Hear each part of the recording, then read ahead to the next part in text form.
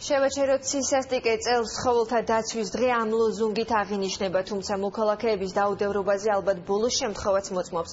ტყის მცველებმა მონადირეები ლაგოდეხის ნაკრძალში აღმოაჩინეს, ამიტომ მთავრობა ბრაკონიერობის წინააღმდეგ ბრძოლას ამკაცრებს და ამისთვის თანამედროვე ტექნოლოგიებს იყენებს. ეს კადრები ლაგოდეხის ნაკრძალის ტერიტორიაზე სპეციალურად დამონტაჟებულმა ფოტოხაფანგმა დააფიქსირა.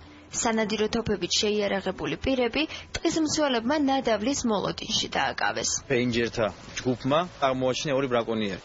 რის შედეგადაც მათ ჩამოერთვათ სანადირო თოფები. სანადირო თოფები დაილუქა და გადაეცა ლაგოდეხის რაიონულ პოლიციას. ბრაკონიერობის უარყოფით მხარეებზე საუბრობს მონადირე ამირან ამირანაშვილი. მისი თქმით, კარგი მონადირე კანონდამრღვევებს უნდა ებრძოდეს და ბუნებას უფრთხილდებოდეს. სად გადის ზღვარი მონადირეობასა და დანაშაულს შორის, ამაზე მას საკუთარი პოზიცია აქვს. ბრაკონიერებს უშლით ჩვენ ნადირობას, ნადირობთ სეზონურად, დანარჩენ აკრძალულ დროს დავდივართ და ვეხმარებით გარემოს დაცვას, ბუნების დაცვას. უშლით ბრაკონიერებს, ბრაკონიერობას.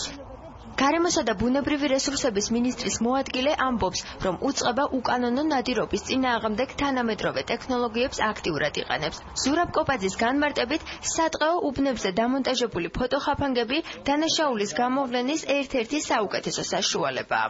ბიომრავალფეროვნების მონიტორინგი მიმდინარეობს ფოტოხაფანგებით.